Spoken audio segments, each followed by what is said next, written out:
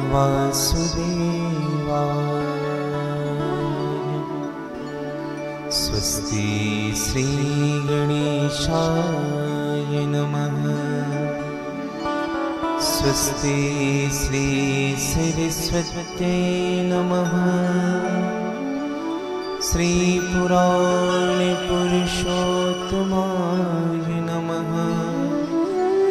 सद्गुरुदेव चरण कमलेभ्यो नमः। वंशी विभूषितकरा नवनीतदाभा पीताम्बराधरुणबिम्ब फलाधरोष्ठा पूर्णेन्दुसुन्दरमुखा दरबिम्बनेत्रा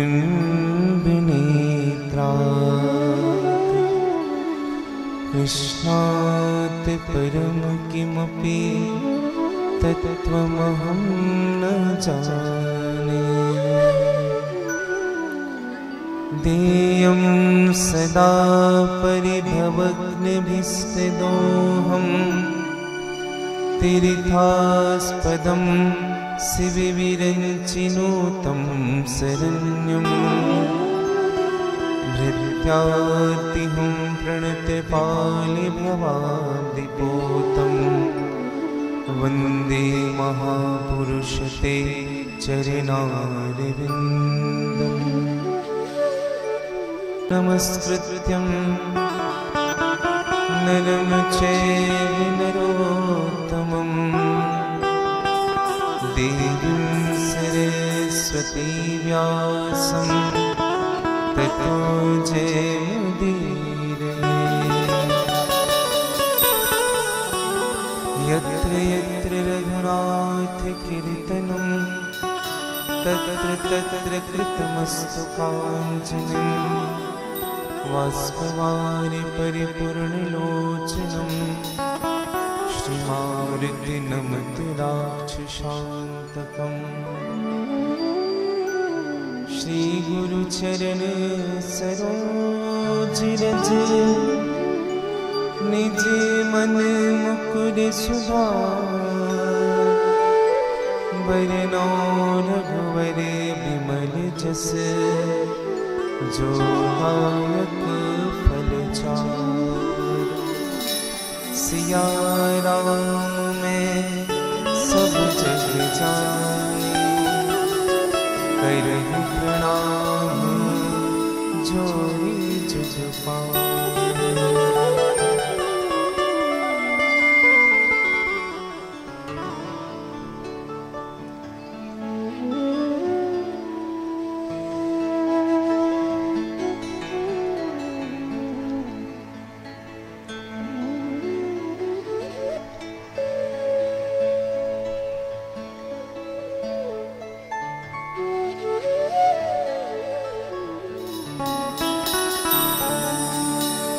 जय जय श्री राधा रमण।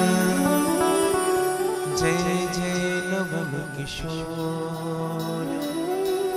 जय गोपी चित चोर प्रभु। जय जय माखन चोर। बोल वृंदावन बिहारी लाल की जय। श्रीमद्भागवत महापुराण की जय। श्री हनुमान जी महाराज की जय। सद्गुरुदेव भगवान की जय। जगत गुरु करपात्रे जी महाराज की जय।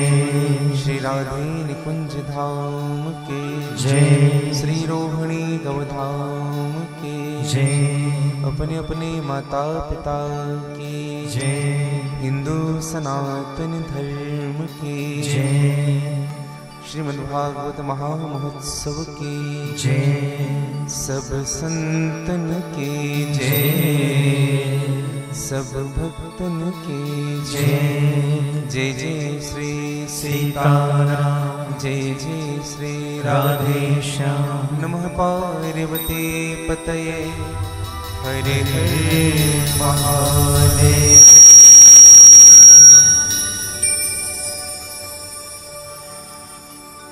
भगवान सच्चिदानंद आनंद घन भगवान वेदनाथ लक्ष्मीनाथ कमलापति जगतपति जगत के आधार प्राण पुरुषोत्तम लीला बिहारी भक्तों पर सहज कृपा करने वाले करुणा उन्नालय निर्गुण निराकार जगदाधार भक्त कल्पवांछा तरु फल प्रदान करने वाले दैहिक दैविक भौतिक त्रिताप हरण करने वाले अर्थ धर्म काम मोक्ष चतुर्थ पुरुषार्थ प्रदान करने वाले मेरे परमाराध्य श्री राधा वल्लभ सरकार श्री निकुंजेश्वर महादेव जी की सिम कृपा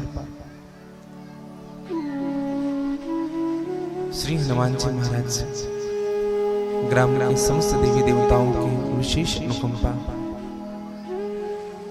और परम पूज्य सद्गुरुदेव भगवान की सहज कृपा के फलस्वरूप छत्तीसगढ़ की पवित्र भूमि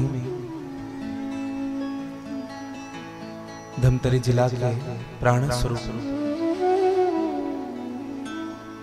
सिहावा नगरी धर्म क्षेत्र के समीप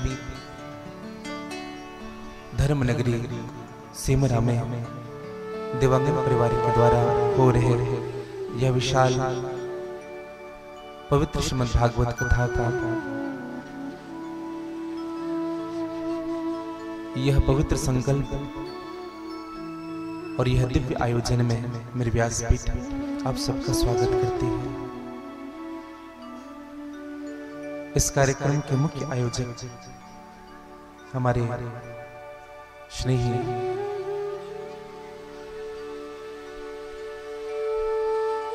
श्री कालिंदी बाई देवांगन जी, आपके ज्येष्ठ सुपुत्र श्री अजय कुमार जी, श्रीमती ममता देवांगन जी, श्री विकास जी, श्रीमती गुणवती देवांगन जी, परीक्षित के आसन पर विराजित श्री अजय कुमार जी, श्रीमती ममता देवांगन, श्रीमती अनुसुईया हेमचंद देवांगन जी एवं आपके समस्त परिवार, उपस्थित भगवान के अनुग्रह ग्रह स्वरूप सभी संत वृंद, आसपास क्षेत्र से पधारे हुए सभी मेरी माताएं, मेरी बहनें, मेरे भाईजन, विद्वान आचार्यगण, विद्वान संगीतज्ञगण और निकुंज पद चैनल के माध्यम से जितने भी श्रोता श्रीमद् भागवत कथा में अपने जीवन की आहुति, अपने तन की आहुति, अपने मन की आहुति प्रदान कर पा रहे हैं, आप सबों को मैं व्यासपीठ से साधुवाद ज्ञापित करता हूँ और आप सबके हृदय में जो गोविंद के चरणों के प्रति प्रेम है उनको मैं वंदन करता हूँ, प्रणाम करता हूँ। आइए आज बड़ी ही भव्यता के साथ, और मैं तो कहूँ ये भव्यता नहीं दिव्यता थी,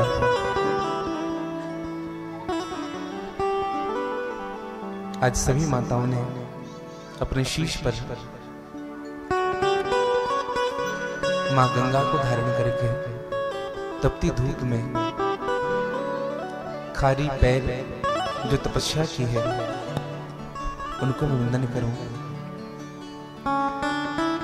आज मैं कलश यात्रा में देख भी रहा था कि कितने स्नेह और प्रेम के साथ चल रहे थे। जब से कलश यात्रा निकली थी और मैं जब पंडाल पहुंचा तो सभी माताओं के चेहरे में न कोई थकावट नजर आया। जितने कलश यात्रा कर रहे थे एक अलग उत्साह था। देखो, जीवन में भगवत कृपा का अनुभव जब जीवन में होता है तो जीवन में थकावट नहीं लगती। भगवान की सेवा करने में खुशी आ जाने लग जाए, समझ लीजिए ये भगवत कृपा का ही फल है। आइए आप और हम सब मन वाणी कर्म से भगवान के चरणाश्रित हो, इनके पूर्व अपने कर्मों की शुद्धता, अपने जीवन की शुद्धता, अपनी वाणी की शुद्धता करते हुए भगवान के नामों का आश्रय ले। पश्चात जैसे मेरे गोविंद की इच्छा होगी, श्री हनुमान जी महाराज की इच्छा होगी, सदगुरुदेव जी की कृपा होगी आज की कथा में हम प्रवेश करेंगे। एक बार सभी कह लीजिएगा राधे राधे। थोड़ा जोर से कह लीजिए, थोड़ा और जोर से कह लीजिए, थोड़ा और जोर से कह लीजिए। थोड़ी आनंद और मस्ती के साथ गा लेना।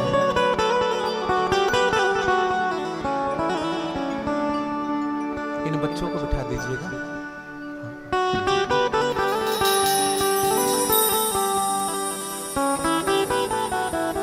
बड़े भाव के साथ। जय जय राधा रमण हरि बोल।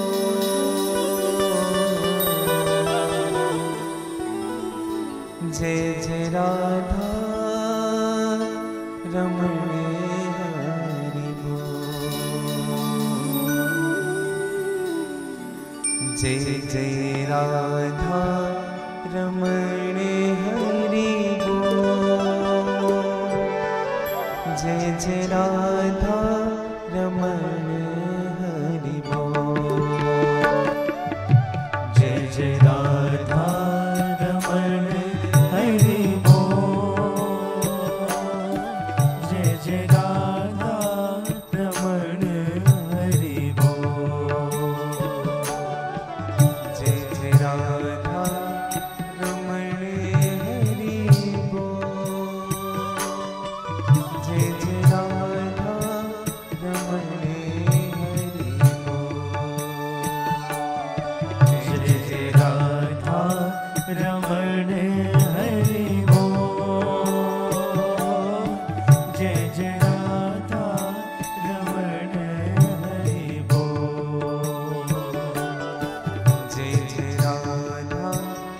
रमण हरि बोल। जय जय राधा रमण हरि बोल।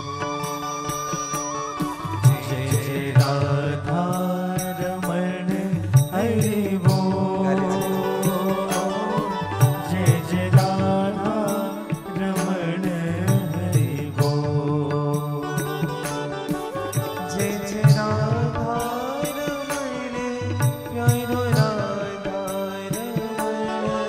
जय जय राधा रमण प्यारो राधा रमण।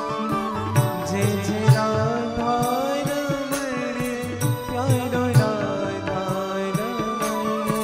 जय जय राधा रमण प्यारो राधा रमण। जय जय राधा रमण प्यारो राधा रमण। जय जय राधा रमण प्यारो राधा रमण। जय जय राधा रमण प्यारो राधा रमण। जय जय राधा रमण प्यारो राधा रमण। जय जय राधा रमण प्यारो राधा रमण। जय जय राधा रमण हरि बोल। जय जय राधा रमण हरि बोल। जय जय राधा रमण हरि बोल। जय जय राधा रमण हरि बोल। जय जय राधा रमण हरि बोल। जय जय राधा रमण हरि बोल। जय जय राधा रमण हरि बोल। जय जय राधा रमण हरि बोल।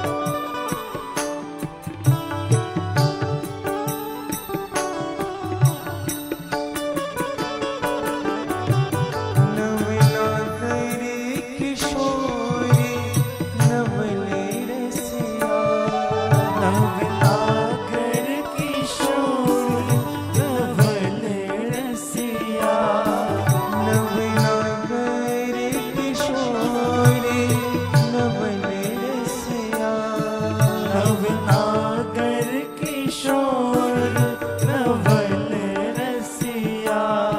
प्यारो ब्रज को छले कहाँ मन बसिया। प्यारो ब्रज को गाली जी छले का सब मन बसिया। प्यारो ब्रज को छले कहाँ मन बसिया। प्यारो ब्रज को छले कान्हा मन बसिया। प्यारो ब्रज को छले कहाँ मन बसिया। प्यारो ब्रज को छले कान्हा मन बसिया। करे कालिंद्री फूले खिलो। करे कालिंदी कोल किलो। जय जय राधा रमण हरि बोल। करे कालिंदी कोल किलो। गाली जी बड़ी जय जय राधा रमण हरि बोल। जय जय राधा रमण हरि बोल। जय जय राधा रमण हरि बोल। जय जय राधा रमण हरि बोल। जय जय राधा रमण गाली जी का हरि तुम्हारे वरसाने करके बोल। थोड़ी आनंद मस्ती से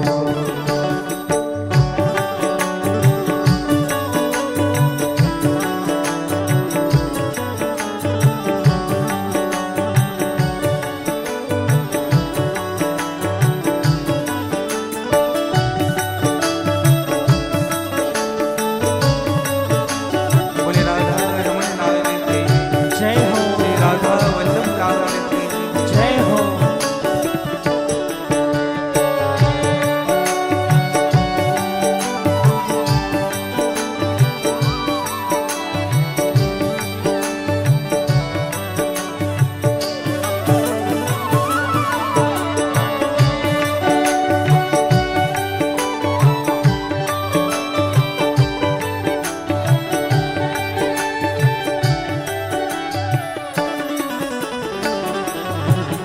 अंगड़ाई ले मृदु मुस्कान पे। अंगड़ाई ले वे जो मुस्कान पे। अंगड़ाई ले मृदु मुस्कान पे। अंगड़ाई ले वे जो मुस्कान पे। कजरी तिरछी चितवन पे। कजरी तिरछी चितवन पे। कजरी तिरछी चितवन पे।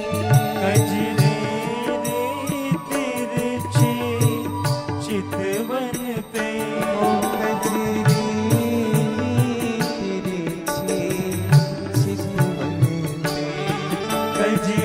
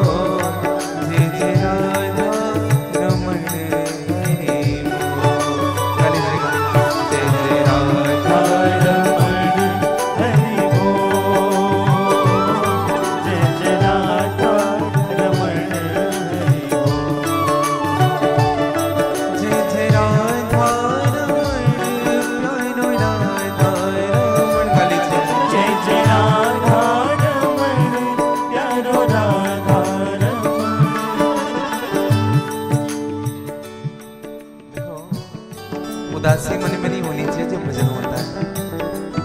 कुछ लोग ऐसे भजन करते,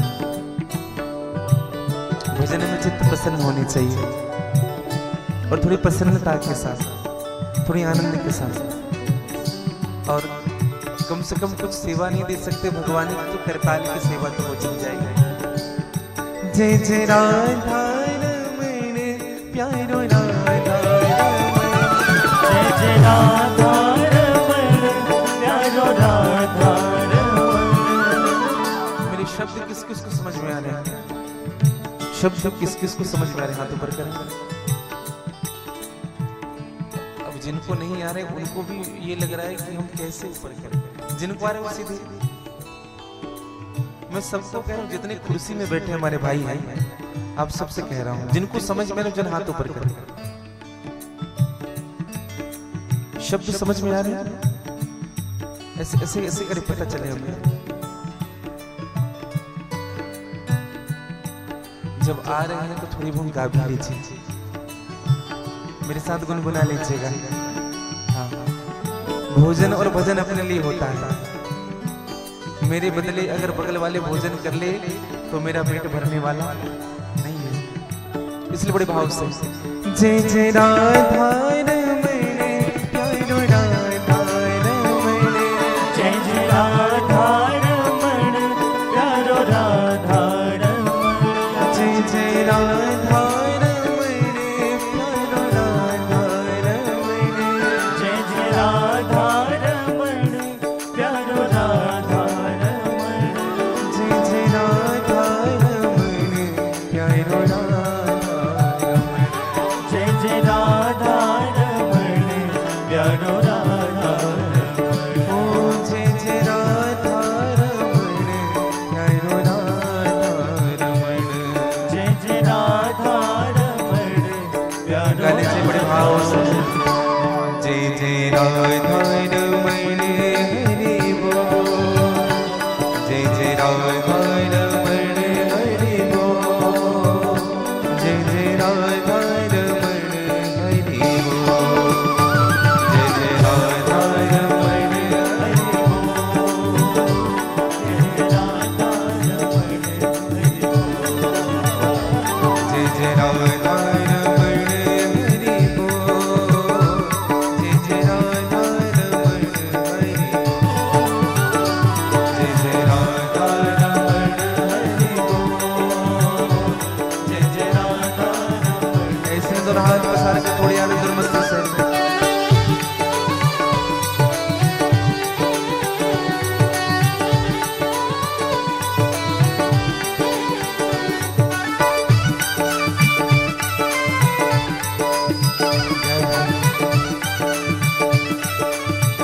बोले राधा रमण लाल के जय हो।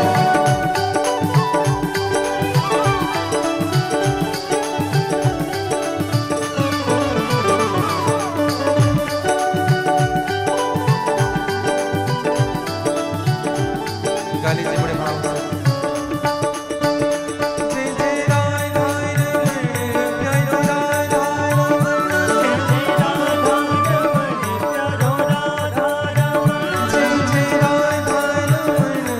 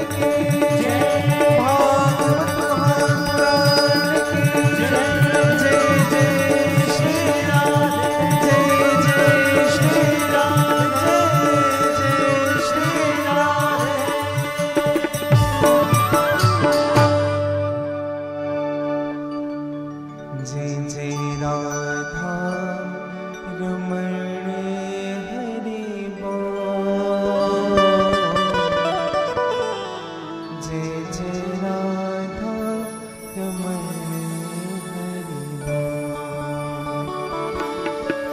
जय जय राधा रमण हरि बोल। जय जय राधा रमण हरि बोल। जय जय राधा रमण हरि बोल। जय जय राधा रमण हरि बोल। जय जय राधा रमण हरि बोल। जय जय राधा रमण हरि बोल। बोलिए भक्तवत्सल भगवान की जय।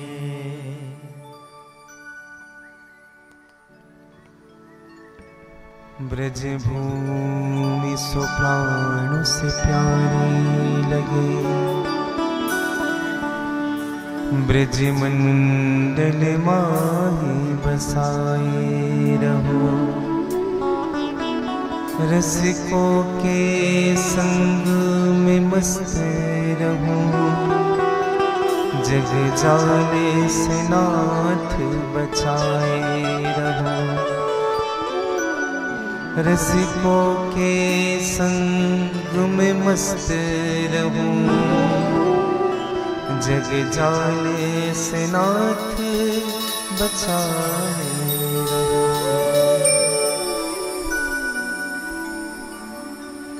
भगवान अकारण करुणा उर्णालय, भक्त कल्पवान सातरो फल प्रदान करने वाले भगवान श्री कृष्ण की असीम कृपा,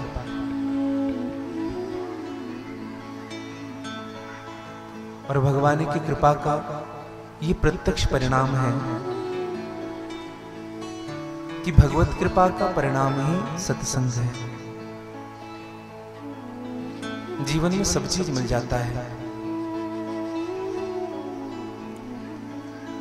परिवार मिल जाएंगे, संबंधी मिल जाएंगे, धन भी मिल जाएगा, पद भी मिल जाएगी, प्रतिष्ठा भी मिल जाएगी, लेकिन सत्संग मिलना बहुत कठिन है भैया। और बिनु भगवान की कृपा के सत्संग नहीं होता है, बिना ठाकुर की कृपा के सत्संग नहीं हो सकता। परिश्रम करे कोई कितना भी, लेकिन कृपा के बिना बात बनती नहीं है। हम कितना भी परिश्रम करें। हमारे आत्मा श्री अजय देवांगन जी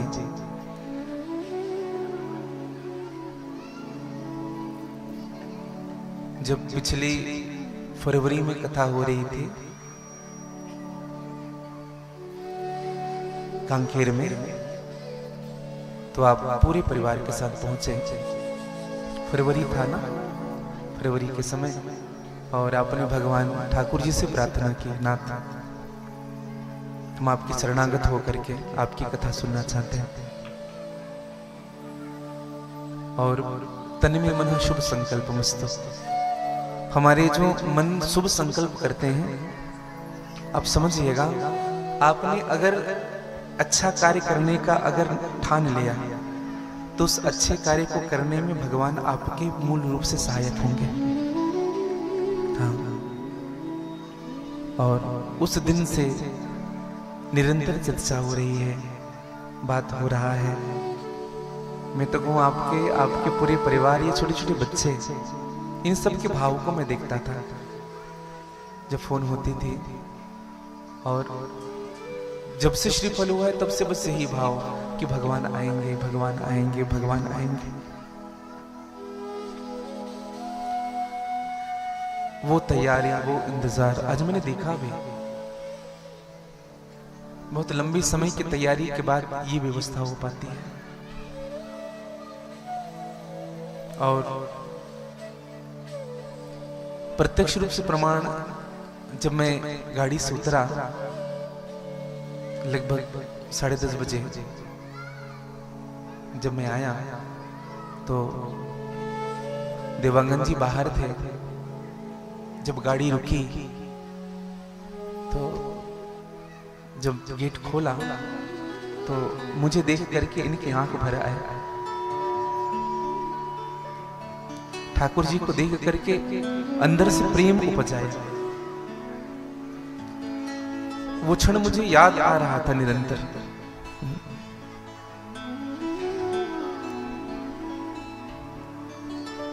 देखो, प्रेम जब अधिक हो जाता है ना, किसी पात्र में अगर अधिक हम कुछ जल भर देते हैं तो वो ओवरफ्लो हो जाता है। प्रेम जब हृदय में भर जाता है ना, तब वो ओवरफ्लो जैसा ही आंखों के माध्यम से बाहर आता है। और ये भगवान की विशेष कृपा समझिएगा कि जीवन में भगवान ने हम पर कृपा की है। और विशेष कृपा यह भी है हम सब के जीवन में कि हमने उनकी कृपा का अनुभव किया है। कृपा तो सब पर होती है। यहाँ जितने बैठे हैं सब पर भगवान की कृपा है, चाहे परोक्ष रूप से हो या अपरोक्ष रूप से हो, लेकिन किसी किसी को इनका अनुभव हो पाता है। और मैं तो कहूं, जिनको अनुभव हो पाता है ना, उन्हीं के जीवन में सत्संग प्रवेश कर पाता है।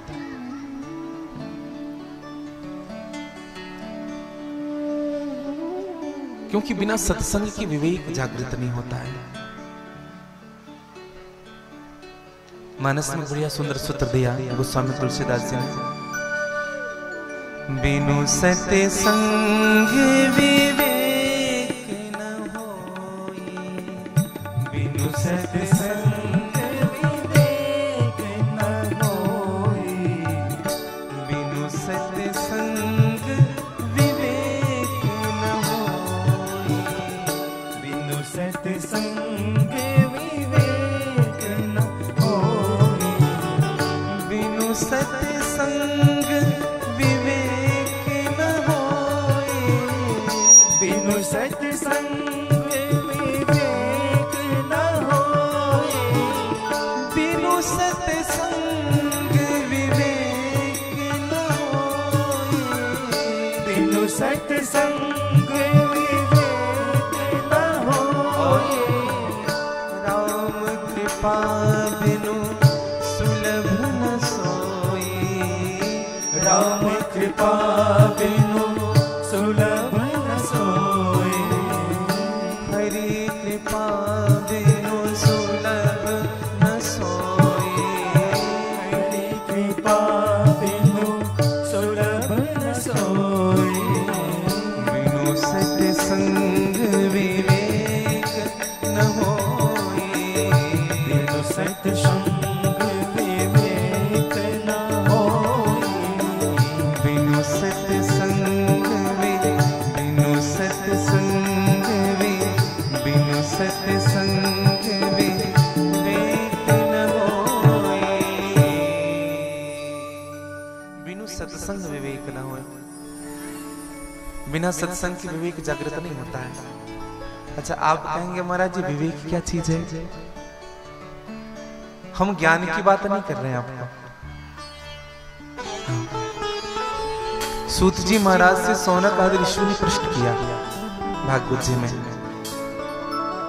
भक्ति ज्ञान विरागाक्तो विवेको वर्धते महान्, माया मोह निराशास्य वैष्णवे क्रियते कथम। श्रीमद् भागवत कथा के महत्तम के प्रथम अध्याय का 5वां श्लोक। भक्ति ज्ञान विराग आप्तो विवेको वर्धते महान्। समझिएगा ध्यान से, भक्ति ज्ञान और वैराग्य भगवान की उपासना की 3 ही महत्वपूर्ण साधना। एक तो भक्ति होनी चाहिए, दूसरा ज्ञान होना चाहिए और तीसरा वैराग्य होना चाहिए।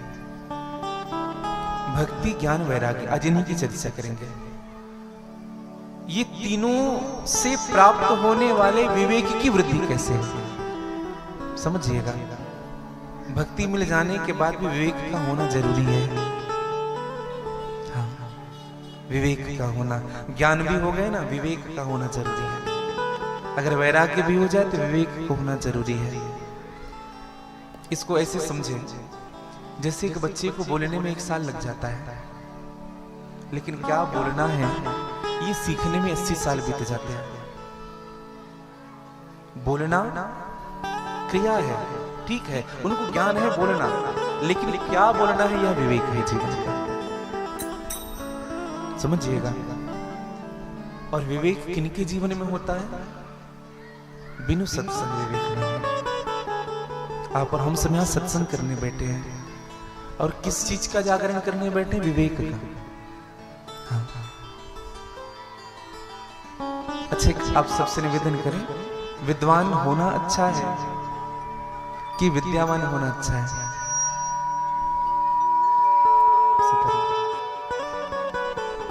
बताइएगा, विद्वान अच्छा है कि विद्यावान?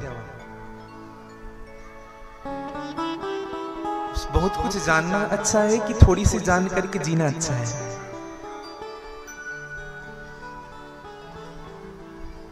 आप सबको पता है। देखो एक बात कहूं मैं आपको, मैं जब यात्रा ठाकुर जी के साथ जब कर रहा था तो पूरे गांव का भ्रमण हुआ। मैंने देवांगन जी से पूछा भी, और कितनी दूर है? कहा कि महाराज बस पास में माँ का मंदिर। और वास्तव में कहूं कि शीतला माँ का मंदिर करके मुझे ऐसा लगा कि मैं किसी शक्तिपीठ में आया हुआ हूं। ऐसा मनोरम दृश्य है आपके ग्राम का। हाँ। क्योंकि ऐसे बहुत कम देखने के लिए मिलता है, बहुत कम। एक तो हम भगवान विश्वनाथ के दर्शन किए थे ना, भगवान विश्वनाथ जी अंदर हैं, वहां उनके लिंग है, और यहाँ मुझे लगता है कि वही शक्ति विद्यमान है, वैसा ही स्वरूप। तो हम जब ठाकुर जी के साथ चल रहे थे तो बहुतों ने स्वागत किया। कुछ लोग तो बैठे ही थे, खड़े भी नहीं हो गए। क्षमा करिएगा अगर बुरा लग रहा हो तो। कुछ हमारे युवा भाई ऐसे ही थे। हम ये नहीं कहते कि हमारे सामने करे, ठाकुर जी सामने जा रहा है, हमारा धर्म होता है कि हम अपने स्थान से खड़े होकर के मेरे गोविंद का स्वागत करें।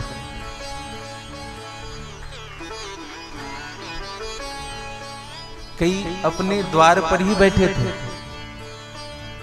ठाकुर जी के साथ 2 कदम भी चलना जरूरी नहीं समझे। ये विवेक नहीं है भैया, समझिएगा। कथा तो बहुत सुनी है हमने, ठाकुर की सेवा भी बहुत की है हमने, लेकिन जिस दिन विवेक जागृत हो जाएगी ना, उस दिन हमारी क्रिया में बहुत परिवर्तन आ जाएगा। यह है जीवन का विवेक। हाँ। मैं तो कहूं, जब अपने श्रेष्ठ जब सामने से गुजर भी रहते हैं ना, तो खड़े होकर के उनका अभिवादन करना चाहिए। यही नैतिक आचरण है। और सबसे तकलीफ कब होती है पता है? जब हमारे सनातनी हमारे ही देवी देवताओं का सम्मान नहीं कर पाते। हमारा हिंदू जब ये विचार करता है, हाँ, कई लोग अपने स्टेटस मेंटेन करते हैं। अरे भगवान के सामने भी बड़े पीड़ित के लोग, क्या हस्ती है इनके सामने हमारी। क्षमा करिएगा, जब इनके सामने आए ना तो अपनी पद अपनी प्रतिष्ठा बाहर ही रख करके आइएगा, तब भगवान की कथा में सुख मिलेगा। हाँ। नहीं तो जीवन में अभिमान बना रहेगा। तन को जल से धुलाना सरल है, मगर मन को निर्मल बनाना बड़ी बात है। भोग हित दौड़ जाना स्वाभाविक तो है, भोग तज पार जाना बड़ी बात है। कोशिशें कोई लाखों भले ही करे, किंतु सद्गुरु बिना बात बनती नहीं। ग्रंथ पढ़ ज्ञान पा लेना आसान है, पर अपना आनंद पाना बड़ी बात है। बहुत कुछ जान लेना बहुत अच्छी बात है, लेकिन अगर उसमें नहीं जी रहे हैं ना, तो हमारा बहुत कुछ जानना भी किसी काम का नहीं है। अगर आप कुछ जान रहे हैं, उस कुछ जानने के हिसाब से अगर जी रहे हैं, तो आपको वो कुछ बहुत कुछ है आपके जीवन के लिए। परम श्रद्धेय परम आदरणीय श्री साकेतवासी राजेश्वरन सरस्वती जी का पद है ये। बड़ा सुंदर भाव कहते थे घट में राजेश आनंद भरपूर है, पाने वाला मगर फिर भी क्यों दूर है। सुन गुरु का वचन मोह की नींद को त्याग कर जाग जाना बड़ी बात है। ग्रंथ पढ़ ज्ञान पा लेना आसान है, अपना आनंद पाना बड़ी बात है भैया। जीवन में ना खुद को सेल्फ सेटिस्फेक्शन मिलना चाहिए। मैं अगर पूजा कर रही हूँ, कर रहा हूँ, मैंने अगर ये दीपक भी जलाया ना, तो आपके मन को शांति मिलनी चाहिए, आपके हृदय को सुख मिलना चाहिए। करने के बाद शांत होना चाहिए। ऐसा नहीं कि आपने 1 घंटे पूजन कर ली भगवान के सामने, फिर जैसे कोई बाहर है उनसे लड़ रहे हैं, या अपनी वाणी में संयम नहीं हो पा रही है, व्यवहार में संयम नहीं हो पा रही है, ऐसे पूजन का कोई अर्थ नहीं है भैया। हाँ, निवेदन करूं, श्रीमद् भागवत की कथा आज देवांगन परिवार में भगीरथी तो एक ही थे, गंगा को लाने वाले, लेकिन सकल लोग जग पावनी गंगा, पूरे लोगों को पावन करने वाला भगवान की कथा है। और मैं तो कहूं, कथा का आश्रय लेने वाला कभी व्यतीत नहीं होता है, समझिएगा। कोई तन दुखी, कोई मन दुखी, कोई धन से रहे उदास, 3 ही तो दुख है ना संसार में, तन से, मन से और धन से, 3 ही दुख है। अच्छा, इसके अलावा और कोई दुख है क्या बताइए? शरीर कष्ट है, हाँ, किसी से पूछो कैसे भैया, क्या बताए महाराज, घुटने का दर्द नहीं जा रहा कई दिनों से, तबीयत ठीक नहीं हो रही, चल रहा है इलाज बहुत दिनों से, कब सुखी होंगे?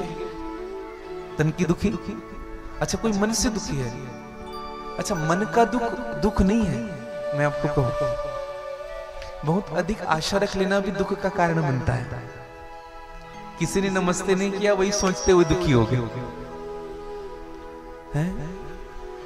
एक हमारे मित्र थे, एक जगह ब्राह्मण भोज में हम लोग गए, नाम नहीं बताएंगे, लाइव प्रसारण चल रहा है। तो माला जब पहनाई गई ना, तो उनको छोटी पहना दी हमसे, और हमसे सीनियर थे, तो वो हमें ऐसे देख, हमें पता चल गया था,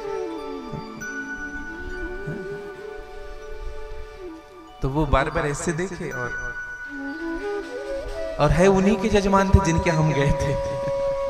थोड़ा बुरा लगा होगा, हमारे यजमान हमने बुलाया। और तो कभी कभी ना मन भी हमारे दुख का कारण बनता है। अधिक सम्मान पाने की लोलुपता, लालसा भी दुख का कारण बन जाता है।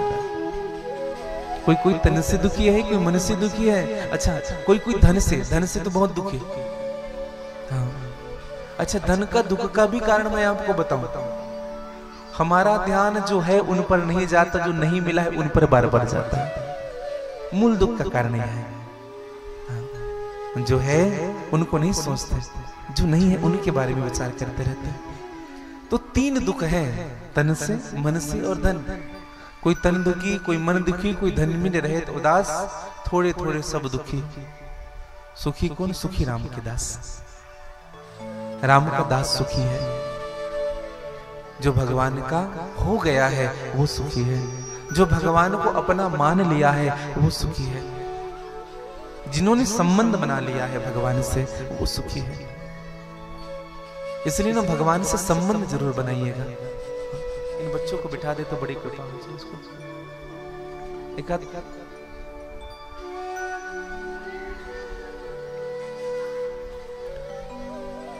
बार बार ध्यान जाता है बच्चों को।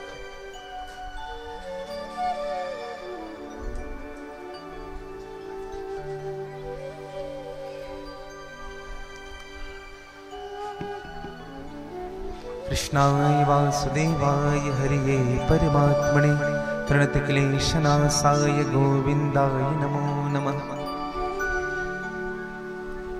और ये मनुष्य की ही योनि है भैया कि हम अपने जीवन को बना सकते हैं। साधन का धाम यह मनुष्य का शरीर है, और इस मनुष्य के शरीर को ही मोक्ष का द्वार कहा गया है। समझिएगा, अन्य पशु पक्षी मोक्ष के द्वार नहीं है। लेकिन मनुष्य की योनि जो है वो अंतिम स्टेज है हमारे जीवन का। इनके बाद या तो हम देव बन जाएंगे, या किसी वैष्णव बन जाएंगे, या किसी वैष्णव जन के घर में जन्म होगा हमारा, अगर हमने अपनी क्रिया को सुधार लिया।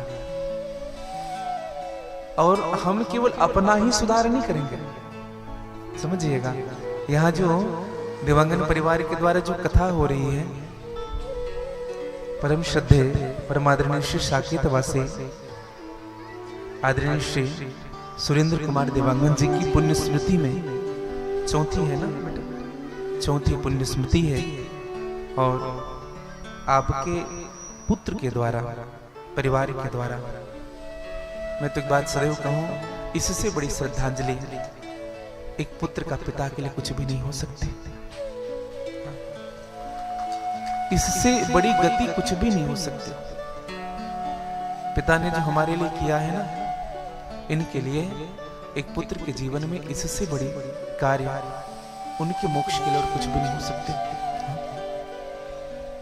क्योंकि साधन धाम मोक्ष कर द्वारा, और जो सत्संग करे ना, पाई न जही परलोक समारा, अपना भी होता है कल्याण। और भागवत भी इस बात को कहते हैं कि जिनके घर में भागवत जी की कथा होती है, भागवत जी कहते हैं, कुलम पवित्रम जननी कृतार्थ, कुलम पवित्रम जननी कृतार्थ, वसुंधरा पुण्यवती छछे। वो कुल पवित्र हो जाता है। कुल का अर्थात किसे कहते हैं? कुल 7 पीढ़ी को एक कुल कहते हैं, समझिएगा। हमारी जो 7 पीढ़ी है ना, हमारे पिताजी, फिर उनके पिताजी, फिर उनके पिताजी, फिर उनके पिताजी, दादाजी हुए, फिर उनके परदादा हुए, फिर प्रपितामह हुए, ऐसे 7 पीढ़ी होती है, उनको एक कुल कहते हैं, समझिएगा। और जो जहां भागवत जी की कथा होती है, वहां 21 पीढ़ी ही तरते हैं। अब 21 पीढ़ी आपके ही कुल के हैं? नहीं भैया, 21 पीढ़ी कहां के बताएं आपको?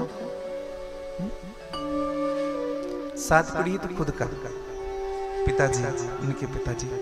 7 पीढ़ी माता जी आई है, उनकी पीढ़ी कुल का। हाँ, और जो 7 पीढ़ी है ना, वो जो उनके जो मामा जी हैं, उनके कुल का। हाँ, समझिएगा। तो कुलम पवित्रम जननी कृतार्थ, वसुंधरा पुण्यवती चेतन, ये वसुंधरा धन्य हो जाती है। यहां तक से कहा गया, स्वर्ग स्थित पितरों पे धन्य। स्वर्ग में स्थित पितर भी अपने आप को धन्य मनाते हैं कि हमारे कुल में अगर हमें मोक्ष प्रदायिनी श्रीमद् भागवत की कथा सुनाई जा रही है। ये शाम गृह वैष्णव नाम ध्येय, एक भी वैष्णव जन अगर अपने कुल में हो जाए, श्रीमद् भागवत की कथा हो जाए, तो पूरा परिवार तर जाता है। हाँ। मृत्यु पर्यंत जितने भी हैं सब तर जाते हैं। हाँ। मैं तो एक बात कहता हूं सदैव,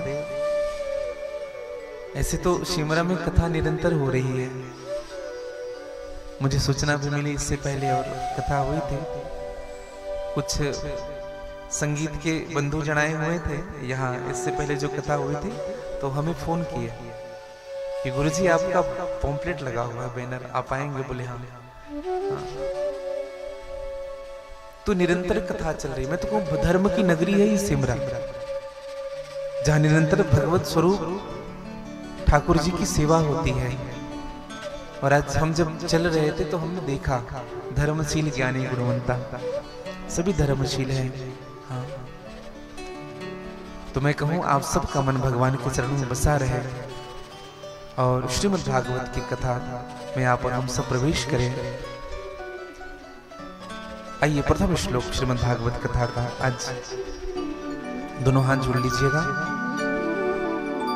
सच्चिदानंद रूपाय विश्वोत्पत्त्यादि हेतवे तापत्रय विनाशाय श्री कृष्णाय वयं नुमः। सच्चिदानंद रूपाय, जो भगवान सत्य चित और आनंद है, जो जगत की उत्पत्ति स्थिति और संहार के हेतु हैं, जो जीव के दैहिक दैविक भौतिक तीन प्रकार के ताप को समाप्त करते हैं, ऐसे प्रभु के चरणों में हम वंदन करते हैं, प्रणाम करते हैं। श्रीमद् भागवत कथा प्रारंभ हुआ सत्य से।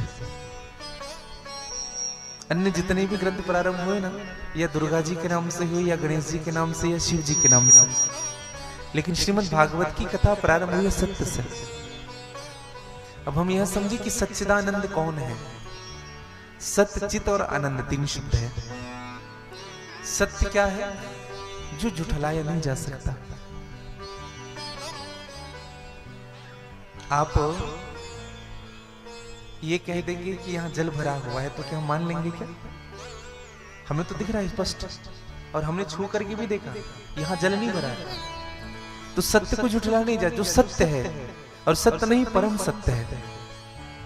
सत्य को झुठलाया नहीं जा सकता, लेकिन परम सत्य के सामने उनकी हर स्थितियों को स्वीकार की जा सकती है। तो सत्य क्या है? जो अकाट्य है, जो दिखता भी है, जिनको हम स्वीकार करते हैं। दूसरा है चित्त। चित्त क्या है? मौन। चित्त मौन है। आपके चित्त में क्या बात चल रही है हम नहीं जानते। और तीसरा आनंद। आनंद अप्रकट है। आनंद तो प्रकटाया नहीं जा सकता।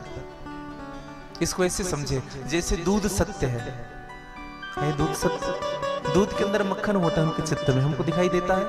नहीं देता। हम जब दूध का मंथन करते, फटाते कि वहां से मक्खन बाहर आता है, तो उनका मक्खन का यही आनंद है। हमारे हृदय में भी वह सत्य स्वरूप परमात्मा निहित है।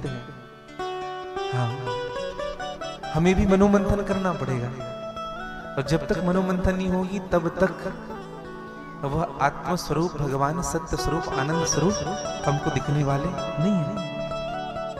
चित्त का मंथन करना पड़ेगा। और चित्त का मंथन होता कैसे समझिएगा? निरंतर भगवान का नाम लेने से।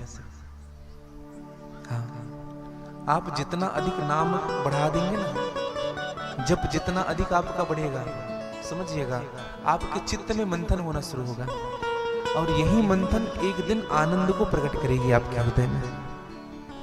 हाँ, इसलिए सद्गुरुदेव की शरणागति लेने के बाद माला जरूर करनी चाहिए।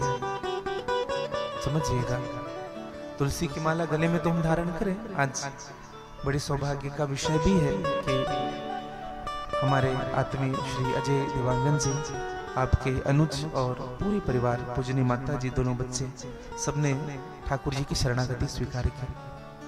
हाँ, पहले दीक्षित हुए।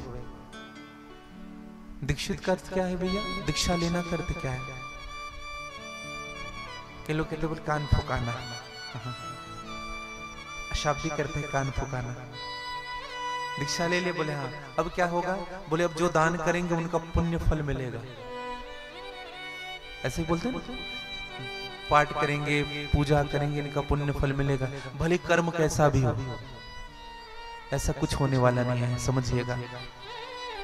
अगर मेरा कर्म अच्छा नहीं है, मैं कैसा भी कर लूं, कितनी भी श्रेष्ठ संत से दीक्षा ले लूं, मुझे कुछ मिलने वाला नहीं है। अगर आपके कर्म अच्छे हैं ना भैया, अगर आपने एक ब्राह्मण को भी, जो कुछ नहीं जानता, उनको भी आपने गुरु रूप में स्वीकार किया है, और आपका कर्म अच्छा है, तो वही आपको फल देगा।